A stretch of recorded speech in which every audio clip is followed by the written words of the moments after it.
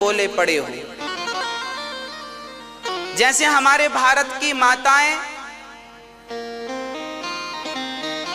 जरूरत से ज्यादा श्रृंगार कर लेती हैं, आप पर अच्छा नहीं लगता, सादा रहा करो।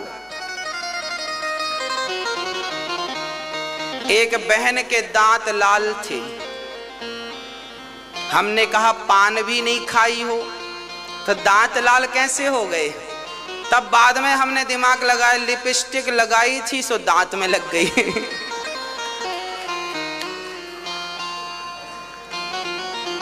लगाते आता। हमारी भारत की अधिकांश माताओं को आपने देखा होगा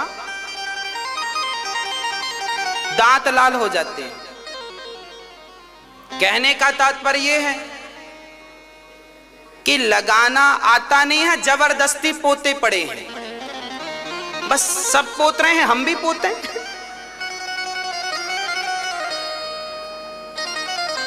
सब पोत रहे हैं सो हम भी पोत लें। अरे विचार करो, तुम पे क्या अच्छा लगेगा क्या अच्छा नहीं लगेगा। तुम पे राम राम अच्छा लगेगा, तुम पे हाय हाय अच्छा नहीं लगता। क्या अच्छा लगता है? राम राम, जय श्री कृष्णा, जय श्रीमन नारायण। जो अच्छा लगे वो बोलो, जो अच्छा ना लगे जबरदस्ती गुड मॉर्निंग गुड नाइट बोल के सोने से अच्छा है राम राम बोल के सो। गुड नाइट बोलने से क्या फायदा है बताओ, एक फायदा गिनाओ। अरे भाई, आपकी नाइट गुड हो, अच्छी हो, ठीक है, आपका धन्यवाद जो आपने हमारी नाइट गुड कही, पर राम राम बोलने से भी तो गुड हो सकती है। डायरेक्ट गुड ही क्यों बोलो? राम राम बोलने से तो सभी गुड ही गुड होगा, तो राम राम ही बोलो ना, जय श्री कृष्णा बोलो ना। और बच्चों को, अब बच्चे बोलते हैं आंटी। किस किस को आंटी बोला जाता है वो भी सुनो। चाची मिले तो आंटी, मौसी मिले तो आंटी, है ना। जबकि हमारे यहाँ सारे रिश्तों के नाम अलग अलग हैं। हमारे गांव में हमारी बहुत सारी जो गांव की महिलाएं हैं उनमें बहुत सारी स्त्रियां हमारी मौसी हैं। हम सबको क्या बोलते हैं? मौसी, मासी, फिर चाची, चाची, भाभी, सबके अलग अलग नाम। ये चाची हैं, ये भाभी हैं, ये मौसी हैं, ये दादी हैं, ये अम्मा हैं, और ये मैया है। तो नाम कितना मधुर है हमारे यहाँ। सब रिश्तों के अलग अलग नाम है। ये बुआ है और वहां तो सब आंटी, इंग्लिश मीडियम में। इसलिए हमारे यहाँ, अच्छा ये बताओ, अब हमारे भारत के ना कुछ लोग ना डैडी बोलते, डैडी अच्छा नहीं लगता इनके मुंह से, फिर भी बोले जा रहे हैं। अरे पिताजी बोलो, कितना बढ़िया संबोधन है हमारे यहाँ। पिताश्री, हमारे यहाँ क्या बोला जाता है अपने पिता को? पिताश्री। और माता को, माँ को माताश्री, माँ, मैया। हाँ, मम्मी भी नहीं बोला जाता रहा हमारे यहाँ। माँ, माँ, ओनली माँ, ओनली माताश्री, ओनली मैया, माई, माई। हनुमान जी सारी स्त्रियों को माई कहते हैं, जान दे माई। हनुमान जी मैया कहते हैं, हनुमान जी भी मैया कहते हैं, माई कहते हैं। इसलिए हमारे भारत की जो अपनी परंपरा है, जो हिंदी है, हम वतन है हिंदोस्तां हमारा। इसलिए अपनी भाषा से, अपने खान पान, अपने रहन सहन, अपने पहनावा से प्यार कीजिए। भारत आदर्शवान देश है, सम्मान कीजिए अपनी पद्धति का, अपनी परंपराओं का, अपनी भारतीय संस्कृति का सम्मान कीजिए, आदर कीजिए। जो तुम पे अच्छा ना लगे वो अच्छा नहीं है। भाई लाल रंग बहुत अच्छा है, लाल रंग बहुत अच्छा है, पर सब पर थोड़ी अच्छा लगता है। कहो अब कोई 90 साल की बूढ़ी लाल साड़ी पहन के चले, अच्छा लगेगा? लाल रंग बहुत अच्छा है, पर सब पे अच्छा नहीं लगता। किस पे अच्छा लगेगा? वो भी एक विधान है। मंडप के नीचे शादी जब होती है तो वहां लाल ही पहनाया जाता है। लाल सबसे सुंदर है, पवित्र है। पीला सबसे बेस्ट है, सबसे बढ़िया कलर है, रंग है, पर सब पे थोड़ी जचता है। उसी तरह जो संस्कृति तुम्हारी है वो तुम पे जचती है। जो तुम्हारे बाप दादों ने तुम्हें राह बताई है उस राह पर चलो तो वो जचती है। अमेरिका, जापान और इंग्लैंड के लोगों की परंपराएं, अमेरिका की महिलाएं साड़ी पहनने लगी हैं। एक बार हम गए एक जगह मुंबई, तो वहां एक विदेशी महिला ने साड़ी पहन रखी थी लाल कलर की। जब ध्यान से देखा तो सिगरेट भी पी रही थी। हमने कहा लो साड़ी पहनी है तो अच्छा है, पर ये नहीं छूट रही इसके दे। जहां सूरज सबसे पहले आकर डाले अपना डेरा। आपको पता है भारत की विशेषता? इतने सारे देश हैं पर सबसे पहले सूर्योदय सिर्फ भारत में होता है। आपको यह बात पता होनी चाहिए। वो भी कन्याकुमारी में। कन्याकुमारी में सबसे पहला सूर्योदय होता है। पूरी दुनिया में सबसे पहला सूर्योदय सिर्फ भारत में होता है। आपको पता होना चाहिए बात। ये भारत के लिए बड़ी गौरव की बात है कि ये वो धरती है जहां आज भी सूर्य भगवान पहले आना चाहते हैं, तो राम और कृष्ण क्यों नहीं आना चाहेंगे? सूर्य भगवान की पहली किरण अमेरिका जाना नहीं चाहती, जापान, लंदन जाना नहीं चाहती, भारत आना चाहती है, क्योंकि भारत में ही उस किरण का जल चढ़ा करके सम्मान किया जाता है। जय हो सूर्य भगवान, उसे प्रणाम किया जाता है। दुनिया के किसी और देश में जल चढ़ाने की पद्धति नहीं है, सूर्य नमस्कार की पद्धति नहीं है, केवल भारत में ही सूर्य भगवान को नमस्कार किया जाता है। हम उस प्रकाश का भी धन्यवाद देते हैं जो हमें प्रकाशित करता है। थैंक यू कहते हैं। हाँ, इसलिए भारत सबसे श्रेष्ठ है। भारत में रहने वालों को भारत की परंपराओं का पालन करना चाहिए। यदि आप भारत की रोटी खा रहे हैं और बात इंग्लिश में कर रहे हैं, हिंदी तुमसे आती नहीं, तो क्या तुम्हारी अपनी भारत की पद्धति परंपरा से तुम गद्दारी नहीं कर रहे हो? हम ये नहीं कहते कि तुम इंग्लिश ना बोला करो, पर ये कहते हैं कि उनसे इंग्लिश बोलो जिनसे जरूरत है बोलने की। सामान्य भाषा तो हमारी भारतीय होनी चाहिए। वार्तालाप की जो भाषा है वो हिंदी होना चाहिए। भारतीय भाषा क्या है?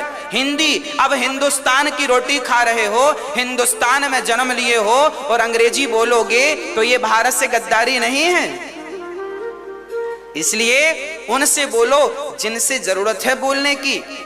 भारत के बाहर जाओ तो इंग्लिश में बात करो, ठीक है। स्वामी विवेकानंद जी गए थे शिकागो, वहां सब लोगों ने इंग्लिश में स्पीच दी थी, इंग्लिश में वार्ता की थी, लेक्चर इंग्लिश में दिया था। जब स्वामी विवेकानंद जी को माइक पकड़ाया गया तो स्वामी विवेकानंद जी ने हिंदी से शुरू किया। सब कह रहे थे लेडी एंड जेंटलमैन, यहां से उनका संबोधन प्रारंभ हो रहा था, पर स्वामी विवेकानंद जी ने कहा भाइयों और बहनों आप सभी को प्रणाम करता हूं। जब ये बात भाइयों और बहनों कहा, दुनिया अंग्रेजी कहती है लेडी एंड जेंटलमैन। याद रखना, इंग्लिश आपको केवल स्त्री कहती है, लेडी।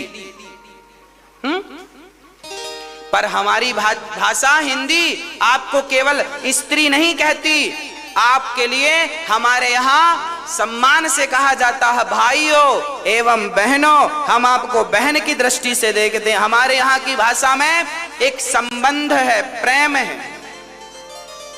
इंग्लिश में ये प्रेम नहीं मिलता। हमारी भाषा भी प्रेम भरी भाषा है। भाइयों और बहनों, देखो अब सारी स्त्रियां हमारी बहन हो गई कि नहीं?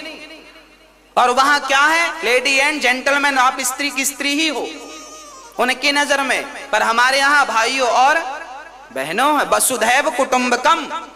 हम भारत के लोग, हमारे वेद, हमारे पुराण पूरी दुनिया को अपना परिवार मानते हैं। स्त्रियां हमारी माँ हैं, ऊंची हैं, बड़ी हैं तो माँ बराबर की हैं, सो बहन छोटी हैं तो बेटी। ये हमारा दृष्टिकोण है, देखने का नजरिया है। इसलिए भारत सबको सिखाता है। भारत को किसी से सीखने की जरूरत नहीं पड़ती, क्योंकि यहां ये मिट्टी है ही ऐसी। स्वामी विवेकानंद जी ने हिंदी में स्पीच दी। लोगों ने कहा आपसे इंग्लिश आती है, आपने इंग्लिश में क्यों नहीं बोला? स्वामी विवेकानंद जी ने कहा जब ये विदेशी लोग अपनी मातृभाषा का सम्मान कर रहे हैं तो मैं भारतीय अपनी मातृभाषा का सम्मान क्यों ना करूं? जब ये इंग्लिश बोल रहे हैं तो मैं भी हिंदी बोलूं। ये अपनी मातृभाषा का आदर करते हैं तो मैं भी अपनी मातृभाषा का आदर करूंगा। इसलिए मातृभाषा पर गर्व होना चाहिए।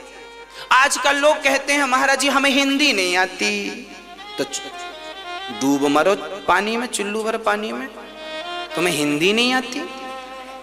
जिंदा क्यों हो तुम, मरे क्यों नहीं अभी तक? भारत में रहे हो, रोटी भारत की खाई और हिंदी नहीं आती।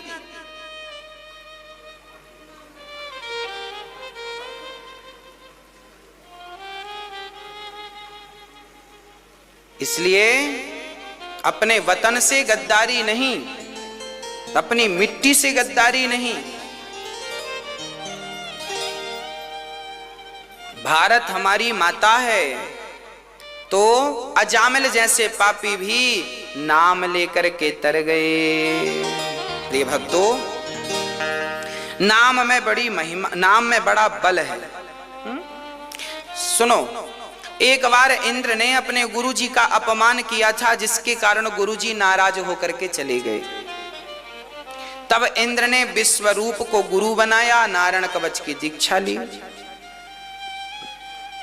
और गुरुजी से यज्ञ कराया। तो गुरुजी ने यज्ञ किया, सिर काट दिया गुरुजी का, क्योंकि राक्षसों को आहुति दे दी। अब गुरुजी का सिर काटा तो विश्वरूप के पिता त्वष्टा मुनि थे, उन्होंने बड़े प्रेम से यज्ञ किया, पर यज्ञ में एक त्रुटि हो गई तो इंद्र को मारने वाला पैदा कर रहे थे, सो इंद्र से मरने वाला पैदा हो गया। वृत्तासुर नाम का राक्षस चल पड़ा इंद्र को मारने। इंद्र को पता चला कि हमें मारने आ रहा है, तो दधीची ऋषि की हड्डियों का वज्र बनाया। दधीची ऋषि की हड्डियों का जब वज्र बना तो दधीची ऋषि नारायण कवच का पाठ किया करते थे। आप लोग भी नारायण कवच का पाठ किया करो, अपने बच्चों को नारायण कवच का पाठ याद कराओ। ओम हरिर्विदध्यान मम सर्वरक्षां न्यस्तांघ्रिपद्मः पद्गेन्द्र पृष्ठे दरारि चरमासिगदेषु चापा पाषाण दधानोष्टि गुणोष्टि बाहुः जलेषु मां रक्षतु मत्स्यमूर्तिर्यादो गणेभ्यो वरुणस्य पाशात् स्थलेषु मायावटुवामनो व्यात् त्रिविक्रमः खेवतु विश्वरूपः। हाँ,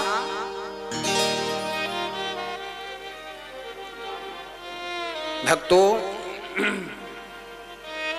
नारायण कवच इसलिए कहा करता हूं कि भागवत जी का पाठ करवाते रहा करो, ताकि भागवत जी में नारायण कवच भी है और बहुत सारे कवच हैं।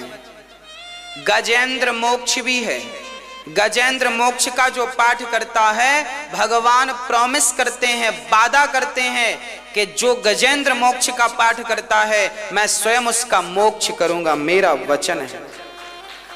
तो भागवत जी का अभी 9 जनवरी से भागवत जी की पोथी बैठेंगी, तो आप भी अपने लिए पाठ करवा सकते हैं, अपने पूर्वजों के लिए। पूर्वजों के लिए करवाएंगे तो पूर्वज तो तरेंगे ही, साथ में आपकी भी सदगति निश्चित हो जाएगी, सुनिश्चित हो जाएगी। हाँ, इसलिए भागवत का आश्रय जरूर लीजिएगा। इस कलिकाल में यदि भवसागर से कोई पार लगा सकती हैं तो केवल श्रीमद् भागवत ही हमें भवसागर से पार लगा सकती हैं। इसलिए भागवत का आश्रय हम सभी को लेना चाहिए। एक पाठ आप भी अपने लिए करवा सकते हैं। भागवत जी जब होती हैं इसमें सारे कवच, सारे स्तोत्रों का पाठ हो जाता, क्योंकि इसी में सब कुछ है। 18,000 श्लोकों में ही सब कुछ आ गया। गजेंद्र मोक्ष भी आ गया, नारायण कवच भी आ गया, रास पंचाध्याय भी आ गई, गोपी गीत भी आ गया। गोपी गीत का जो नित्य पाठ करता है, भगवान वचन देते हैं किसी जन्म में मैं उसको इन्हीं आंखों से दर्शन देता हूं। वादा है भगवान का कि जो नित्य पाठ करता है गोपी गीत का, मैं उसे दर्शन जरूर देता हूं। तो भगवान वादा कर रहे हैं कि मिलेंगे, तो बस विश्वास के साथ इन सदग्रंथों का अभी 9 तारीख को पाठ होगा। आप भी एक पोथी बिठा सकते हैं अपने पूर्वजों के लिए, अपने लिए, अपने कल्याणार्थ। घर में आनंद राजी खुशी से भी हमें पुण्य कर लेना चाहिए। सब राजी मर्जी है तो भगवान का धन्यवाद है, विधाता तूने सामर्थ्यता दी है। आओ एक पोथी बिठाते हैं खुशी राजी मर्जी के लिए, और आनंद होगा। राजा दधीची ऋषि की हड्डियों का वज्र बनाए और वृत्तासुर ने देखा भगवान की स्तुति की। अहम हरे तव पादैके मूला दासानुदासो भवितास्मि भूयः। आज वृत्तासुर ने भगवान की बढ़िया स्तुति की है। नाथ मैं आपको कभी भूलू नहीं, आपकी भक्ति ना सही आपके दासों की भक्ति मिल जाए तो भी नैया पार हो जाएगी। इंद्र ने कहा, परीक्षित ने कहा, गुरुदेव ये वृत्तासुर तो राक्षस था, फिर इसने भगवान की स्तुति क्यों की? बोले ये पिछले जन्म का एक भक्त था, इसलिए इस जन्म में स्तुति भगवान की। अच्छा, पिछले जन्म के संस्कार भी इस जन्म में मिलते हैं। आपका मन जल्दी से भगवान में लग जाए, इसका मतलब पिछले जन्म में आप भगवान में लगे थे तो इस जन्म में जल्दी मन लग गया। नहीं तो कई बार बुढ़ापे में भी मन भगवान में नहीं लगता। तो इसका अर्थ यही है कि कभी भजन किया नहीं तो इस जन्म में लगना बड़ा मुश्किल होता है, और पिछले जन्म में ही भजन के संस्कार बने हैं तो इस जन्म में बड़ी आसानी हो जाती है। तो ये भजन में मन लगना भी संस्कार है। किसी जन्म के संस्कार भजन के पड़े हैं आपके भीतर। हाँ जी मैया जी। श्री वृत्तासुर ने आज भगवान से क्या मांगा? दासानुदासो भवितास्मि भूयः। हमें अपने चरणों की भक्ति आप ना दे सकें तो दासों की ननाके पृष्ठम न च पारमेष्ठ्यम न सार्वभौमम न रसाधिपत्यम। हमें इंद्र का पद, स्वर्ग की संपदा नहीं, हमें तो आपके चरणों का प्रेम चाहिए। कितना बढ़िया भाव है। ये वृत्तासुर पिछले जन्म में चित्रकेतु नाम का राजा था। इसकी बहुत पत्नियां थी पर कोई संतान नहीं हो रही थी। संतान के लिए इसने नारद जी से संतों से कहा, महाराज हमें पुत्र चाहिए। संतों ने कहा तेरी किस्मत में नहीं है। तो माथा पटकने लगे, चाहिए मतलब चाहिए। अंगिरा ऋषि ने फल दे दिया, पत्नी को खिलाओ बेटा होगा। संत कृपा होती ही ऐसी है, असंभव को संभव कर देते। हाँ, इसलिए कहता हूं संतों के, ब्राह्मणों के चरणों में प्रणाम करते रहो। क्या होगा? क्या होगा? ब्राह्मणों के चरणों में प्रणाम करोगे, संतों के चरणों में प्रणाम करोगे तो ब्राह्मण और संत एक ही आशीर्वाद देते हैं, भगवान खूब सुखी रखें, खूब लंबी आयु दें, खूब दीर्घ जीवी बनावें। आपकी मृत्यु भी ब्राह्मण और संतों के आशीर्वाद से टल जाती है। इसका उदाहरण मार्कंडेय जी। इतिहास के पन्नों में दर्ज है, शास्त्र इसका प्रमाण देते हैं। मार्कंडेय जी की उम्र केवल 4 साल की थी। क्या थी? जब इनका जन्म हुआ तो इनके पिता बहुत बड़े ज्योतिषी थे, बहुत पावरफुल, ऊंची क्वालिटी के। इन्होंने हिसाब किताब लगाया और मार्कंडेय जी के इनके पिता के कोई संतान नहीं होने वाली थी। मार्कंडेय जी के पिता ने जिद की कि हमें भगवान बेटा दो, आपके बड़े भगत हैं, बेटा दो। बेटा भगवान ने दे दिया, पर भगवान ने कहा देख मैं दे तो रहा हूं, पर 4 साल का रहेगा बस। हाँ हाँ, 2 बाद में देखेंगे। 4 साल की उम्र थी मार्कंडेय जी की। अब जब इस बच्चे का जन्म हुआ तो इनके पिता बड़े बड़े साधुओं के पास, ब्राह्मणों के पास, भैया बच्चे की उम्र बड़ी कम है, उपाय बताओ, क्या करें क्या करें क्या करें, क्या बताओ बताओ बताओ। तब ऋषि मुनि कहा करते कि साधु मिले, वो कहते जाओ जितने ब्राह्मण मिल जाएं, जितने साधु जन मिल जाएं, सबके चरणों में से डाल देना। सबके चरणों में ये पड़ेंगे तो सारे साधुओं के आशीर्वाद निकलेगा, दीर्घ जीवी भव, दीर्घ जीवी बनो। और किसी दिव्य महात्मा ने आशीर्वाद दे दिया तो भगवान को भी अपनी बात छोड़नी पड़ जाएगी और यह दीर्घ जीवी हो जाएगा। और वह मार्कंडेय जी, हाँ, सबको प्रणाम करते हैं, माता को, पिता को, ब्राह्मणों को, साधु को, संतों को, ऋषि मुनियों को, सबको प्रणाम करते हैं। सी राम मैं सब जग जानी। जब सबको प्रणाम किया तो 4 साल की उम्र में जब उनकी मृत्यु का क्षण आया तभी एक संत आए और उनके चरणों में उन्होंने आखिरी बार प्रणाम किया तो संत के मुंह से अनायास निकल गया, बेटा दीर्घ जीवी भव, खूब लंबी आयु हो, भगवान करे खूब लंबी आयु हो। बस ये कहना था कि पंडित जी रोने लगे। साधु बोले रोता क्यों है? बोले आज बेटा मरने वाला है, आज इसके 4 साल पूरे हो रहे हैं, आज सूर्य अस्त होते ही मर जाएगा। वो साधु बड़े तपस्वी थे, उन्होंने भगवान से कहा, हे भगवान हम तो दिन रात तेरा नाम जपते हैं, मेरी वाणी से यदि निकला है तो याद रखना मेरी वाणी असत्य नहीं होनी चाहिए। अब भगवान ने ऐसी लाज रखी कि वह मार्कंडेय जी मरने वाले थे, पर उनके यहाँ संत जनों के आशीर्वाद से उनकी इतनी लंबी आयु हो गई, 1 कल्प की आयु हो गई। 1 कल्प जानते हो? 1000 बार सतयुग त्रेता द्वापर कलयुग, सतयुग त्रेता द्वापर कलयुग, 1000 बार जब चारों युग 1000 बार राउंड लगा लेंगे, इतनी लंबी आयु मार्कंडेय जी की हो गई केवल संत जनों की कृपा से, ब्राह्मणों के आशीर्वाद से। अभिवादन शीलस्य, प्रणाम करना बहुत जरूरी है, इसलिए बच्चों को प्रणाम कराया करो, आशीर्वाद निकलेगा, वह आशीर्वाद बेकार नहीं जाएगा। आप लोगों को तो आशीर्वाद लेना भी नहीं आता। आज लोग इतने अकड़ू हो गए हैं ना, झुकना भी कहां जानते हैं। आजकल के बच्चे घुटनों को छूते हैं, पांव वाम कहां पड़ते हैं, और पांव पड़ते नहीं तो आशीर्वाद मिलता नहीं। ना माँ के पांव पड़ते, ना पिता के पांव, घुटने को छूते हैं आजकल के बच्चे। ये पढ़े लिखे हैं सब, यही पढ़ा है इन्होंने, सिखाओ इनको। माता पिता के पांव कैसे पड़े जाते हैं? माथा चरणों में रखा जाता है। माता पिता को, ब्राह्मणों को, साधु संतों को दंडवत लेट कर प्रणाम करना चाहिए, लेट कर प्रणाम करना चाहिए, साष्टांग प्रणाम करना चाहिए। स्त्रियों को लेट कर प्रणाम नहीं करना चाहिए। स्त्रियां आप ना लेटा करो, स्त्रियों को लेटना नहीं चाहिए। स्त्रियों को घुटनों केवल बैठ करके माथा जमीन पे रख दो, ऐसा प्रणाम।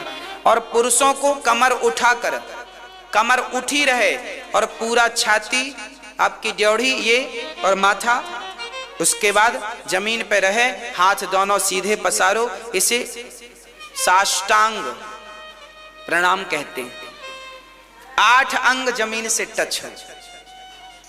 हाँ जी, हाँ बताओ।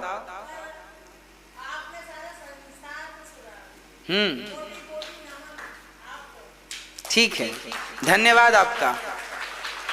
इसलिए लेट कर प्रणाम करना चाहिए। भगवान के मंदिर जाओ, बिहारी जी का मंदिर दर्शन करने गए हो तो बिहारी जी को क्या खड़े खड़े ना, मेरे भाई मेरी माँ बच्चों को कहो बेटा बिहारी जी को देख कर लेट जाया करो, बिहारी जी मैं आपके चरणों में पड़ा हूं, स्वीकार कर लो।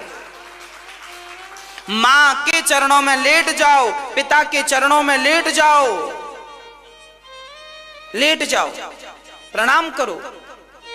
स्त्रियों को नहीं लेटना चाहिए, इसका भी कारण है। इसलिए आप तो घुटनों को जमीन में रखो और माथा को जमीन में रखो, ऐसा प्रणाम किया करो। स्त्रियों की छाती जमीन में टच नहीं होनी चाहिए, पृथ्वी का भार बढ़ता है, ऐसा संत जन कहते हैं। हाँ, इसलिए आपको साष्टांग प्रणाम नहीं करना चाहिए, घुटनों केवल माथा रख के प्रणाम करना चाहिए। ठीक है। हाँ, श्री वह चित्रकेतु, उनके कोई संतान नहीं थी, पुत्र मिला तो 5 साल में मारा गया। उनकी बहुत एक पत्नी को बेटा हुआ, बाकी रानियां बहुत सारी थी, बेटा हुआ नहीं। उन्होंने जलन के कारण जहर देकर मार डाला, बच्चा मरा, सोया तो सोया ही रह गया, उठा ही नहीं। बाद में नारद जी ने उसे जीवन दान दिया और बच्चे ने पिता से कहा, पिताजी आप क्यों रोते हैं? बेटा आपके लिए रो रहा हूं, तू मेरा बेटा है। तब उस पुत्र ने कहा, पिताजी कितनी बार मेरा और आपका जन्म हुआ, कितनी बार आप और हम आए, किसके लिए रोते हो? इस संसार में कोई किसी का नहीं है, सब अपना कार्यक्रम करने आए हैं। जिस दिन जिसका कार्य पूरा हो गया उस दिन उसकी छुट्टी हो गई, है ना। अपना कोई नहीं है, कोई नहीं है अपना। इसलिए ना दुनिया वालों से ज्यादा प्रेम मोहब्बत ना कर लेना। ये सब यात्रीगण हैं, आज हैं कल आपके संग नहीं रहेंगे। आपका किया हुआ अच्छा बुरा आपको ही मिलने वाला, इसलिए ज्यादा प्यार मोहब्बत में ना पड़ा करो। ये सब आज हैं कल नहीं रहेंगे, कोई नहीं है हमारा। किसके सिवा बिना राम रघुनंदन अपनों को नहीं आरे। कोयलिया बोली रे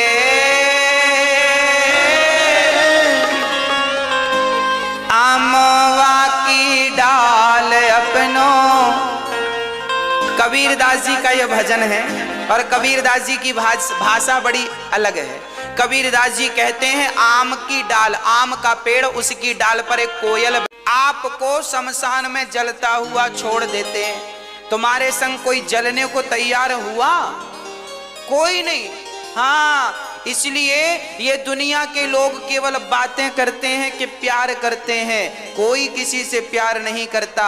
हम तो कहते हैं भगवान से प्यार करना सीख लो, भगवान ही प्यार के योग्य हैं।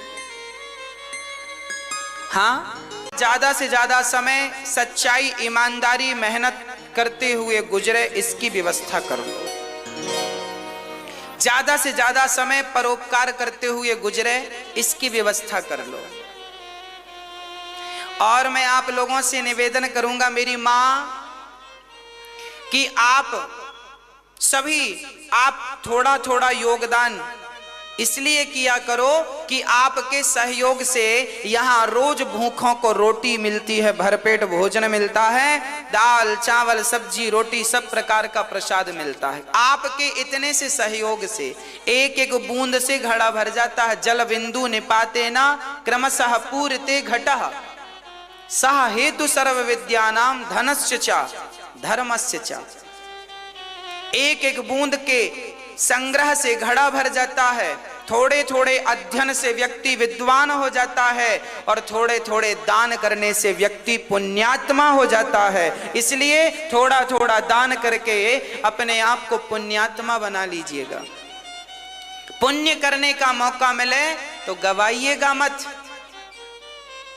क्योंकि हम देखते हैं समाज में आज व्यक्ति बोलता चलता था, पता चला कल नहीं है, चला गया। कितना पश्चाताप होता होगा कि काश इन हाथों से अपने हाथ से दान पुण्य कर लेते। इसलिए देर ना करिएगा। हाँ, आप किसी भूखे को भोजन करा सकते हैं, किसी बूढ़ी मां का सहारा बन सकते हैं जिन माओं के पुत्रों ने सेवा नहीं की, किसी की बहू ने मार कर निकाल दिया, किसी के बेटे ने मारकर मां को निकाल दिया, वो मां यहां आती हैं और उन सभी माओं की सेवा ये दास अनिरुद्ध करता है अपने ही हाथों से। आप भी इन माओं के लिए एक मां को मात्र 21,000 रुपए देकर आप उनको जीवन भर भोजन की व्यवस्था कर सकते हैं। एक रोटी रोज आप दे सकते हैं किसी एक मां को। आप ईश्वर ने योग्यता दी है तो पुण्य जरूर कीजिएगा। धन दो काम पे आता है, धन के दो उपयोग हैं, या तो सदुपयोग या तो दुरुपयोग। धन से दो काम होते हैं, या धर्म होता है या अधर्म होता है, तीसरा तो कुछ नहीं। मैया धन से क्या होता है, या तो धर्म या तो अधर्म। भाई पैसे से रोटी भी आती है और पैसे से शराब भी आती है, क्या खरीदना है आपके संस्कारों पर निर्भर करता है। इसलिए धन मिले तो धन को धर्म से जोड़िएगा, ताकि जब धन को धर्म से जोड़ेंगे तो बच्चों की बुद्धि बिगड़े नहीं, बच्चों में भी धर्म करने की वृत्ति पैदा हो, धर्म करने का भाव जागे। इसलिए आप बच्चों के हाथ से दान पुण्य करवाइएगा। एक महात्मा जी एक घर गए, मांगा बहन बेटी रोटी दे दे, बड़ी भूख लगी हूं, भूखा हूं।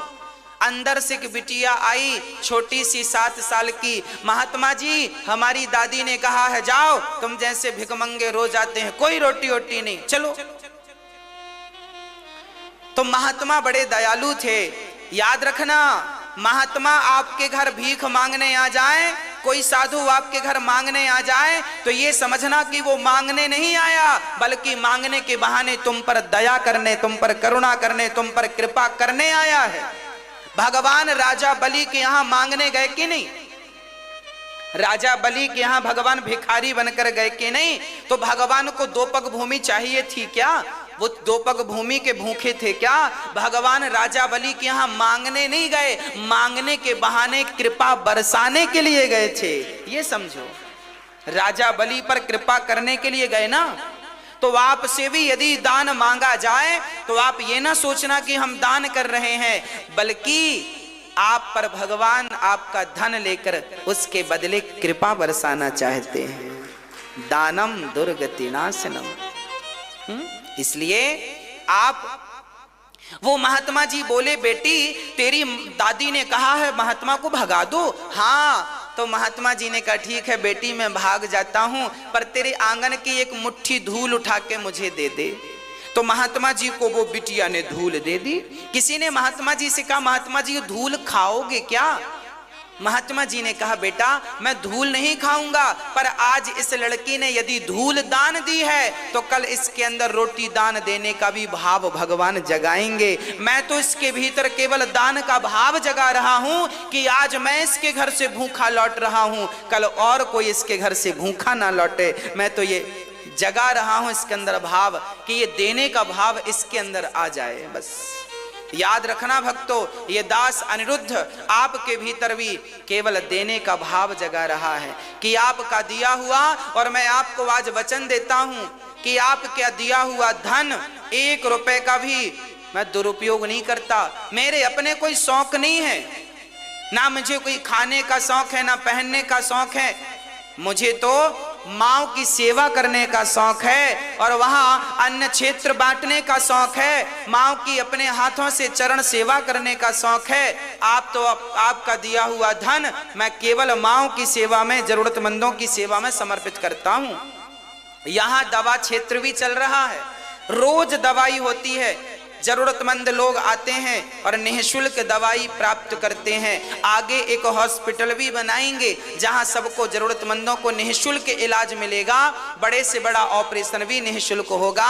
आप भी उस हॉस्पिटल के निर्माण के लिए, वृद्ध पिता भी अब आने लगे हैं, हमारा भी बेटा सेवा नहीं करता, हमारे पास भी खाने की व्यवस्था नहीं, रहने की नहीं, उन पिताओं को मुझे छोड़ा तो नहीं जाता। ऐसे पिताओं के लिए भी एक आश्रम बने और माँओं के लिए भी एक आश्रम और बने, क्योंकि ये छोटा पड़ेगा तो पिताओं के लिए बने, माँओं के लिए हो और हॉस्पिटल हो। उसके लिए एक जगह देखी है, आप लोग भी 1 गज 2 गज का सहयोग कर सकते हैं यदि सामर्थ्यता है तो। आगे हरी इच्छा, भगवान आपको जरूर धनवान बनाए। हम तो यही प्रार्थना बिहारी जी से करते हैं, बिहारी जी सबको बहुत धनवान बनाइएगा, ताकि सबका थोड़ा थोड़ा अंश इन सेवाओं से जुड़ेगा तो इनका धन पवित्र होगा, इनका मन पवित्र होगा। कुछ भक्तों ने अपने धन को पावन किया है। आवनाद जी के लिए नरसिंह बनकर प्रकट भये। यदा देवेषु वेदेषु गौसु विप्रेषु साधुषु धर्मे मयि च विद्वेषः सवा आसु विनश्यति। जब जब धर्म पर अत्याचार हुआ है, हानि हुई है, तब तब भगवान को अवतार लेना पड़ा है। प्रहलाद के लिए, प्रहलाद पर बड़ा अत्याचार किया हिरण्यकश्यपु ने, आग पर जलाया पर होलिका ही मारी गई, बाल भी बांका ना हो सका। बस एक बात याद रखो कि प्रहलाद जैसा, प्रहलाद जी एक काम करते थे, केवल उनका नाम पर दृढ़ विश्वास था। उन्हें ये पता था कि मेरे नारायण मेरा बाल भी बांका नहीं होने देंगे। इस विश्वास से वो नाम जपते थे तो आग भी शीतल हो जाती थी और सांप जो जहर से युक्त होते थे वो भी उनके फैन हो जाते थे, दोस्त बन जाते थे। जहर दिया हिरण्यकश्यपु ने पर प्रहलाद का बाल भी बांका नहीं हुआ।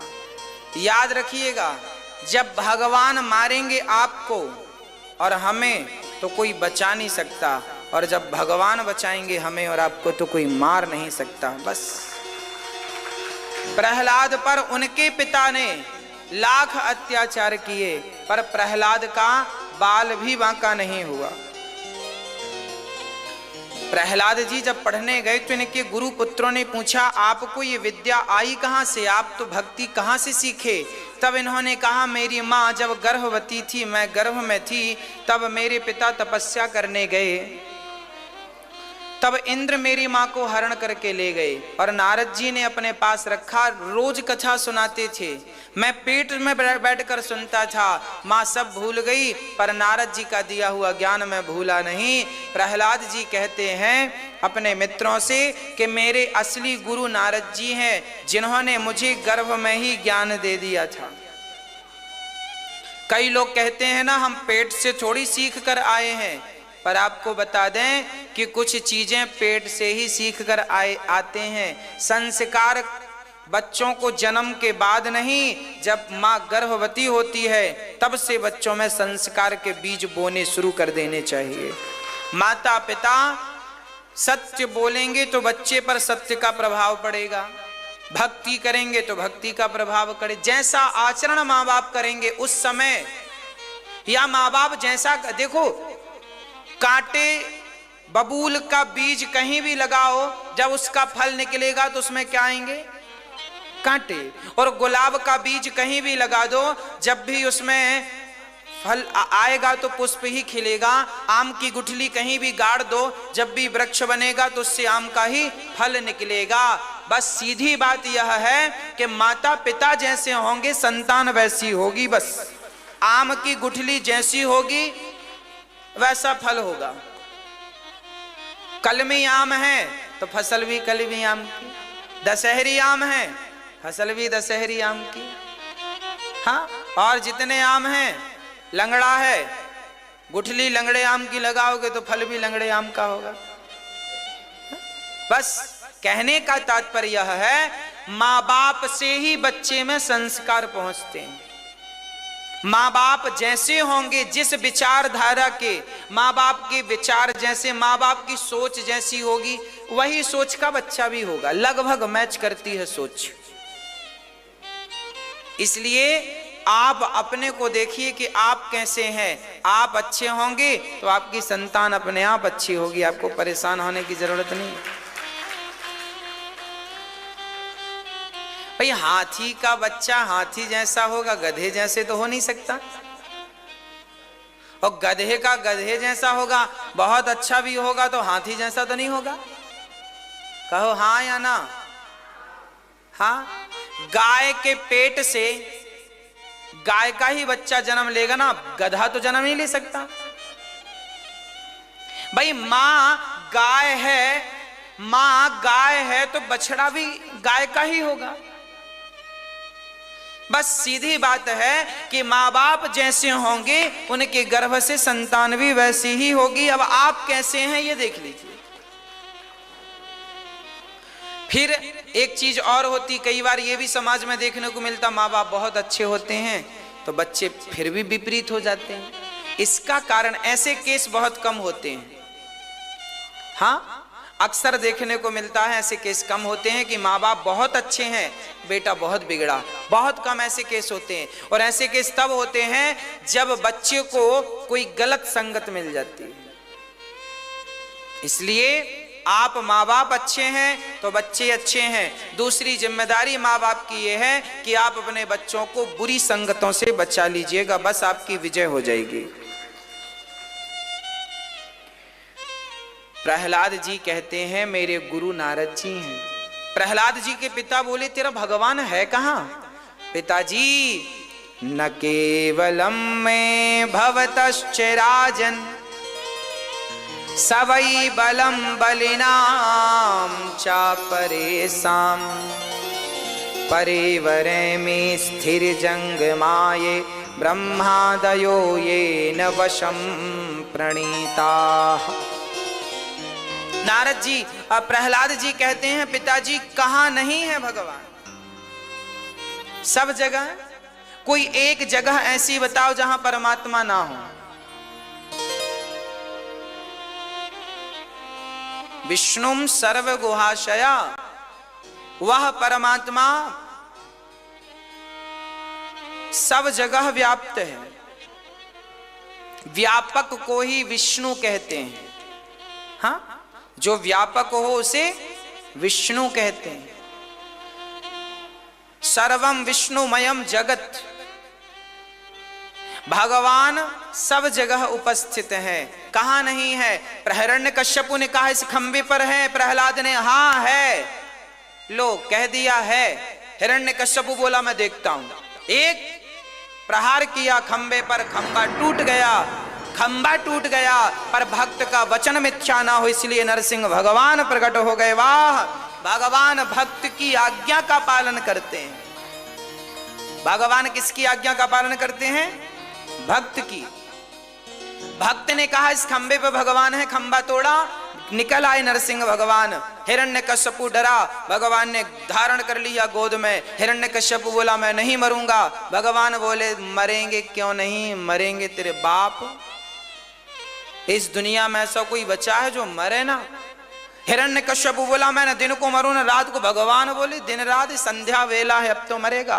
बोले 12 महीने में किसी महीने नहीं मरूं। भगवान बोलिए पुरुषोत्तम महीना चल रहा, अब तो मरेगा। बोले अभी भी नहीं मरूं, ना अस्त्र से ना शस्त्र से। भगवान बोलिए नाखून मैंने फैशन में नहीं बढ़ाए, तुझे मारने के लिए बढ़ाए, अब तो मरेगा। कब तक बचोगे भैया? मौत से कब तक बचोगे?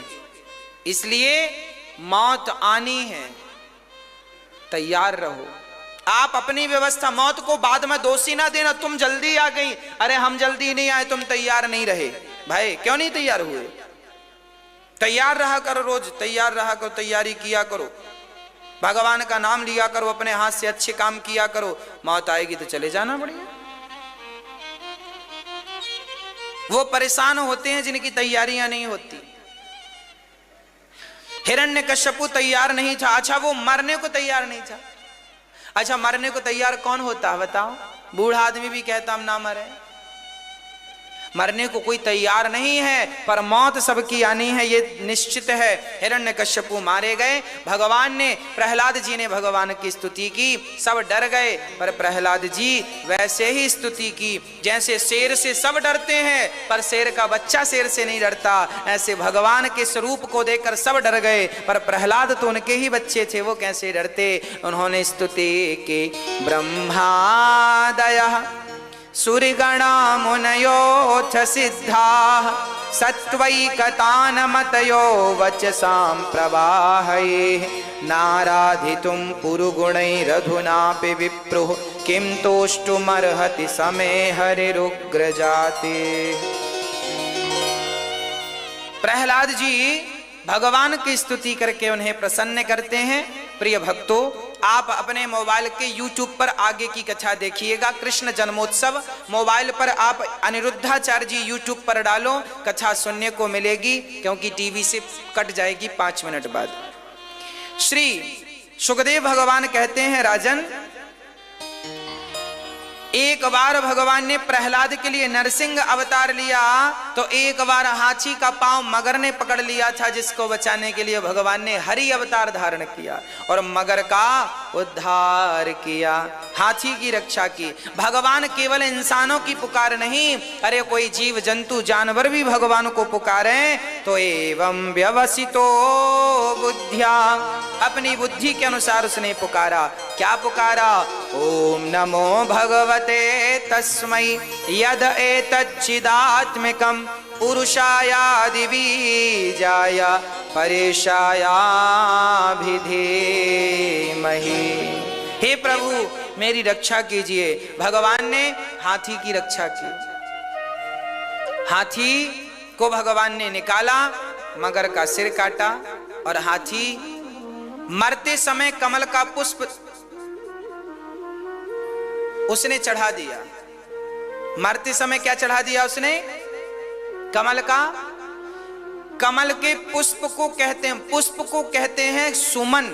हाथी ने अपने सूंड से कमल का पुष्प चढ़ाया, अर्थात मरने के पहले उसने पुष्प नहीं, अपने मन को भगवान के चरणों में समर्पित कर दिया।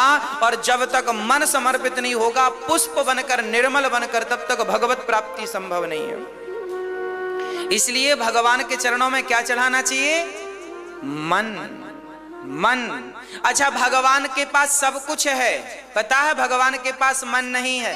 मनश्चक्रे, भगवान के पास सब कुछ है, आंख है, कान है, सब कुछ है, भगवान का मन नहीं है। भगवान किसके मन से देखते हैं? आपके मन से। किसके मन से? भगवान के पास मन नहीं है। सोना चांदी हीरा मोती भगवान को मत दिया करो, इनकी कमी नहीं है उनके पास। उनके पास सब कुछ है, केवल मन नहीं। इसलिए अपना मन भगवान को दे दो, भगवान बहुत प्रसन्न हो जाएंगे। मुझे वो दिया है जो मेरे पास नहीं था, इसलिए मन लगाया करो भगवान में। एक बार समुद्र मंथन के लिए भगवान ने कच्छप, धनवंतरी, मोहिनी अवतार धारण किया। राजा बलि के यहाँ बामन बनकर पहुंचे, 3 पग भूमि में सब नाप कर राजा बलि को पाताल का राजा बनाया है। आगामी मनवंतर में राजा बलि को भगवान इंद्र बनाएंगे। एक बार ठाकुर जी ने मत्स्य अवतार धारण किया है और उन्होंने मत्स्य बनकर हयग्रीव नाम के दैत्य को मारा है। अब मैं आपको राम जन्मोत्सव की ओर ले चलूं, फिर कृष्ण जन्मोत्सव का दर्शन कराऊं। आप YouTube पर आगे की कथा सुनिएगा, जो टीवी के भक्त हैं वो। भगवान नारायण के पुत्र ब्रह्मा, ब्रह्मा जी के मरीचि, इन्हीं के वंश में राजा नभग, नभग के नाभाग, नाभाग के अम्बरीश, खटवांग, इन्हीं के वंश में सगर हुए, जिनके वंश में भगीरथ जी हुए, जिन्होंने गंगा जी को प्रकट किया और अपने पूर्वजों का उद्धार कराया। बोलिए गंगा मैया की जय। भगीरथ जी राम के पूर्वज हैं। फिर इन्हीं के वंश में खटवांग, खटवांग के पुत्र दीर्घबाहु, दीर्घबाहु के पुत्र रघु, रघु के पुत्र अज, अज के पुत्र दशरथ। दशरथ जी का बुढ़ापा आ गया पर संतान नहीं थी, परंतु भगवत कृपा से, गुरु कृपा से इनके घर 4 संतान भई। यज्ञ करने से, खीर खाने से चारों 4 संतान राम लक्ष्मण भरत शत्रुघ्न हुए और बड़े प्रेम से आप आनंद से राम जी ने आगे चल करके अहिल्या का उद्धार किया, सीता जी का वरण किया और 14 वर्ष का वनवास राम जी को हुआ। जंगल जाकर रावण इत्यादि दैत्यों को मारकर राम जी राजा, सिया जी रानी बने। राम कथा अभी 17 जनवरी से राम कथा होगी। आप सभी को विस्तार से हम राम कथा सुनाएंगे, प्रेम से कथा सुनाएंगे, संपूर्ण 9 दिन की कथा सुनाएंगे। टीवी के माध्यम से आप सुनिएगा राम कथा। तो अभी राम जी को राजा, सिया जी को रानी बना देते हैं और अपने हृदय में बिठा लेते हैं। राम कथा को केवल स्पर्श किया है दास ने। अब हम कृष्ण जन्मोत्सव की ओर चलते हैं। भगवान नारायण के पुत्र हुए हैं ब्रह्मा। चंद्रवंश का वर्णन। इन्हीं के वंश में अत्रि, अत्रि के चंद्रमा, चंद्रमा के बुध, बुध के पुरुरवा, पुरुरवा के आयु, आयु के नहुस, नहुस के ययाति। इन्हीं के वंश में सूरसेन हुए हैं, जिनके पुत्र का नाम हुआ है वसुदेव जी। वसुदेव जी का विवाह देवकी से संपन्न हुआ और कंस अपनी बहन को विदा करके जा रहा था। कंस की चचेरी बहन देवकी। तो आकाशवाणी हो गई, कंस जिस बहन के तू विदा कर रहा है उसका 8वां गर्भ तेरा काल बनेगा। कंस डर गया, कंस ने जेल में बंद कर दिया। पहला बेटा हुआ कंस ने मार दिया, दूसरा बेटा हुआ कंस ने मार दिया, तीसरा, चौथा, 5वां, 6ठा, 7वें गर्भ को भगवान ने देवकी के गर्भ से निकालकर रोहिणी के गर्भ में स्थापित कर दिया और रोहिणी मां बन गई। बोलिए बलदाऊ भैया की। 8वें गर्भ में भगवान नारायण प्रवेश करते हैं। अब आप कहेंगे भगवान गर्भ में चले गए। हाँ, देखो भगवान सर्वत्र होते हैं। देवता स्तुति करते हैं। सत्यव्रतम सत्य परम त्रिसत्यम सत्यस्य योनिम निहितम च सत्ये सत्यस्य सत्यमृत सत्य नेत्रम सत्यात्मिकम त्वाम शरणम प्रपन्ना। सारी देवी देवता भगवान की स्तुति करने लगे। पृथ्वी, ब्राह्मण, साधु, संत भगवान के पास गए। हे प्रभु, भर गया है कंस का पाप घट, अब इसका उद्धार करके हमें इसके पाप से आजाद कर दीजिए। भगवान कहते हैं चिंता न करो, मैं अवतार लेने वाला हूं। और भगवान अब बड़े सुंदर समय पे भादों का महीना, कृष्ण पक्ष की अष्टमी तिथि, रात्रि के ठीक 12 बजे। आपको बताएं कि जब रात के 12 बजे तो नदियां निर्मल हो गईं। रात को कभी कमल नहीं खिलता, पर भगवान के प्राकट्य के समय कमल रात को ही खिल गए और भगवान माता देवकी के गर्भ से वैसे ही प्रकट हो गए जैसे पूर्णिमा का चांद पूर्व दिशा से अपने आप प्रकट हो जाता है। शंख चक्र गदा लेकर के, पद्म लेकर के ठाकुर जी प्रकट हो गए। और जैसे ही प्रकट भये तो वहां लिखा है कि ढोल नगाड़ों को बजाना नहीं पड़ा। जब ठाकुर जी का जन्म हुआ तो ढोल नगाड़े बजाने नहीं पड़े, ढोल नगाड़े अपने आप बजने लगे। और आवाज क्या आती है, नंद के आनंद भयो जय कन्हैया लाल की, बजने लगे। भगवान देवकी वसुदेव ने भगवान की स्तुति की और भगवान से कहा, हे नाथ, हम तो धन्य धन्य हो गए। भगवान की सुंदर सी बालक रूप में आज भगवान जगत के पिता हैं, पर वह जगत के पिता आज बालक बने। ब्रह्मा के पिता आज पुत्र बनकर, बालक बनकर के प्रकट हुए हैं। मात्र लीला के लिए, लीला मात्र के लिए प्रकट हो गए। और वसुदेव जी भगवान को लेकर के चल पड़े। वसुदेव जी ठाकुर जी को लेकर के चल पड़े। अपने आप रिमझिम रिमझिम पानी बरसने लगा, जेल के ताले खुल गए, पहरेदार सो गए और सारी विपत्तियां समाप्त हो गईं। सारी विपत्तियां समाप्त हो गईं और उनके हाथ की हथकड़ियां इत्यादि खोलकर यमुना जल को दर्शन देकर यशोदा के यहाँ कन्या को रखा। एक कन्या को जन्म दिया था। यशोदा माँ ने उस कन्या को लेकर के लाए और पता चला कंस को, तो उसने 8वां गर्भ समझकर उस कन्या को पत्थर पर पटका। वो आकाश में जाकर बोली, मूर्ख तू मुझे क्या मारता है, तुझे मारने वाला प्रकट हो चुका है। यहाँ कंस भयभीत हो गया और ब्रज में उत्सव चालू हो गया। सारे भक्तों, कल की कथा बड़ी अद्भुत हम लोगों ने सुनी। बहुत वारी सी उम्र में, नन्ही सी उम्र में ध्रुव जी महाराज को भगवान ने दर्शन दिया। भगवत भक्ति हुई, भगवान की प्राप्ति हुई। भक्तों, भगवान की प्राप्ति के लिए आप लोग उम्र का इंतजार ना करना। मनु जी महाराज के दूसरे पुत्र की चर्चा रह गई थी, सो आज हम उसे पूरा करें। प्रिय व्रतो भागवत आत्मा रामः कथम मुने ग्रहे रमत यन्मूलः कर्म बंधा पराभवः।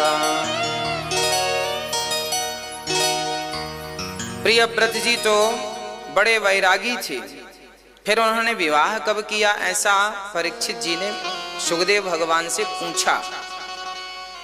तब सुखदेव जी कहते हैं, प्रियव्रत जी ने विश्वकर्मा की पुत्री वर्हिष्मती से विवाह किया। इनके 100 बेटे हुए। सबसे बड़े का नाम था भरत। एक दिन ऋषभदेव जी ने इन्हीं के वंश में, प्रियव्रत जी के वंश में आगे चलकर प्रियव्रत जी का विवाह हुआ। इनके पुत्र हुए हैं आग्नेत्र, आग्नेत्र के नाभि के अंग, अंग से ऋषभदेव जी। ऋषभदेव जी के 100 बेटे हुए। सबसे बड़े का नाम भरत जी। ऋषभदेव स्वयं भगवान हैं। सारे शरीर पर भस्मी रमा लेते हैं, भगवत चिंतन करते रहते हैं। शरीर में एक भी कपड़ा नहीं पहनते हैं ऋषभदेव जी, सब कुछ छोड़ दिया है। मन भगवान में ऐसा लगा है कि कुछ पहनने की फुर्सत ही नहीं। अच्छा एक बात बताओ, आपके हाथ में चींटी है या मक्खी है या मच्छर है, आप उसे उड़ाएंगे कब? जब आपको पता चलेगा। आपको पता चलेगा, अच्छा मच्छर काट रहा, मक्खी बैठी है।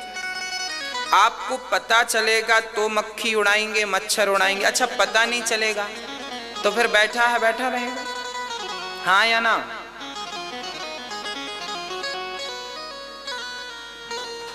शरीर के बारे में पता रहेगा।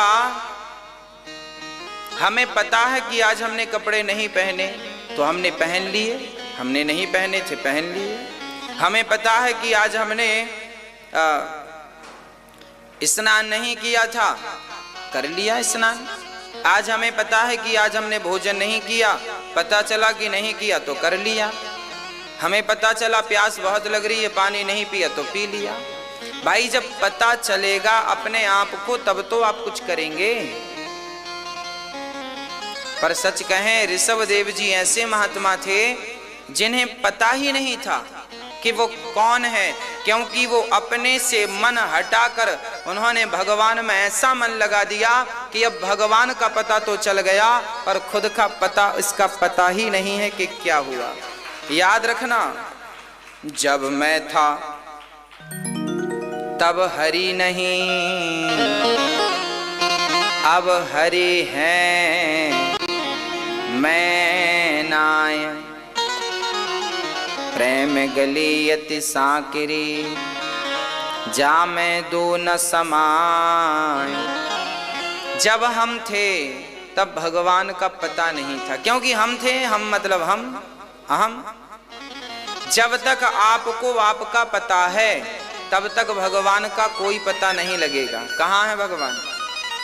जब आप अपना पता भूल जाएंगे और भगवान में डूब जाएंगे, आप अपने आप को जिस दिन भूल गए उसी दिन भगवान का दर्शन हो जाएगा। विडंबना तो यह है कि इंसान अपने आप को नहीं भूलता। आदमी मरते दम तक यही कहता है मैं फलाने का बेटा हूं, फलाने का बाप हूं, मैं ये हूं। मतलब अपने आप को वो भूलना चाहता ही नहीं। और याद शर्त यही है कि जब तक अपने आप को भूलोगे नहीं तब तक भगवत प्राप्ति होगी नहीं। अब भगवान मिलेंगे कब, जब भूल जाओगे अपने आप को। और आप हैं कि भूलना चाहते ही नहीं। हाँ? कौन भूलना चाहता है? अपने आप को कौन भूलना चाहता है? अपने आप को भुला दीजिए। मैं कौन हूं मुझे पता ना हो। ये कब आएगी बात? ये तब आएगी जब आप उस प्रेम में, उस आनंद के सागर में, उस भक्ति के सागर में डूब जाएंगे। जब डूब जाएंगे तो फिर किसी को कुछ बताने कि हमें फुर्सत नहीं।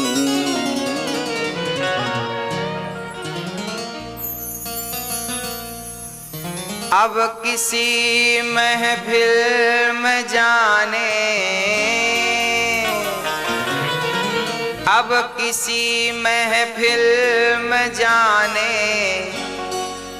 कि हमें फुर्सत नहीं।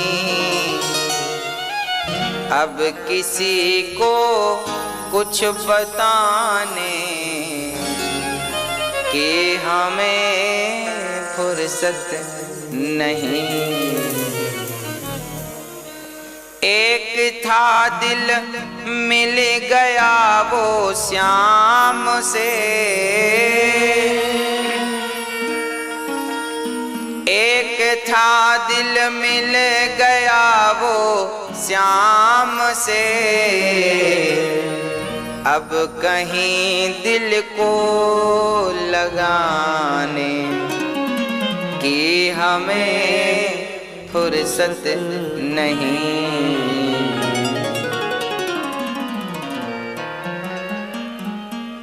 ये जो आँखें हैं हमारी, ये जो आँखें हैं हमारी, मिल गई हैं श्याम से। अब कहीं आँखें मिलाने की हमें फुर्सत नहीं।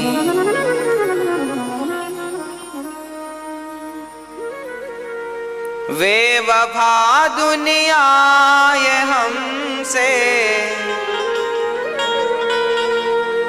वे वफा दुनिया ये हमसे पूछती है क्या हुआ। अब किसी को कुछ बताने कि हमें फुर्सत नहीं।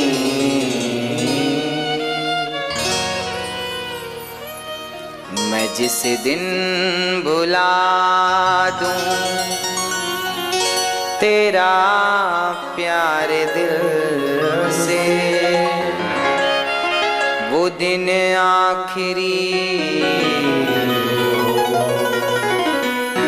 मेरी जिंदगी का।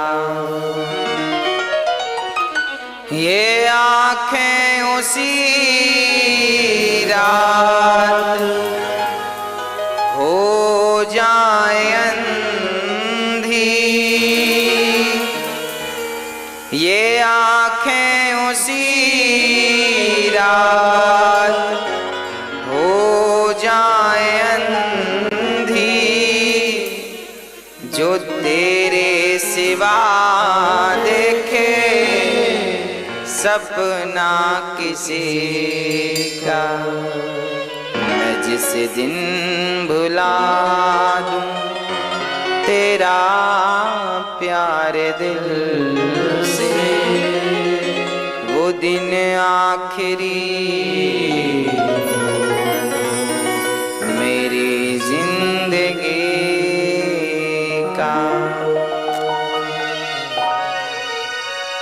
जिस दिन भगवान को हम याद ना करें, जिस दिन भगवान की याद ना आए, जिस दिन सपने में भगवान ना आए, बस वो दिन मेरे जीवन का आखिरी दिन हो। यह पुकार एक भक्त की है। तेरे बिना भी क्या जीना हो कान्हा रे, तेरे बिना भी क्या जीना।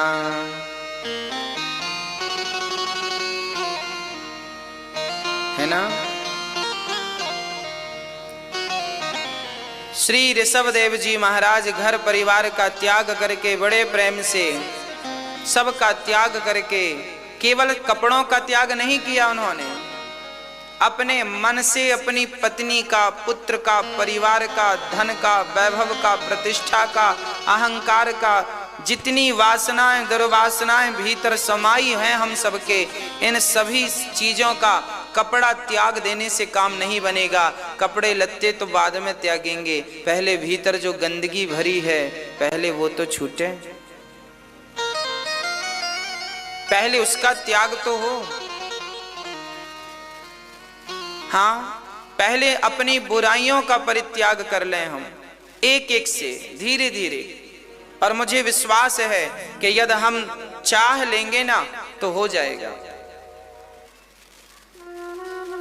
एक एक बुराई का त्याग किया करो आप लोग। अच्छा, आपके भीतर कितनी बुराइयां हैं मुझे बताओ, बताओ जल्दी से टोटल करके। आपके भीतर कितनी बुराइयां, एक मोटा मोटा अंदाज दीजिए हमें, बताइए आपके भीतर कितनी बुराइयां हैं। अच्छा, गिनती करने में टाइम लग रहा है। कितनी है? 1 है, 2 है, 10 है, 20 है, 50 है, 100 है, 500 है, 1000 है। मैया जी कितनी बुराई है आपके भीतर?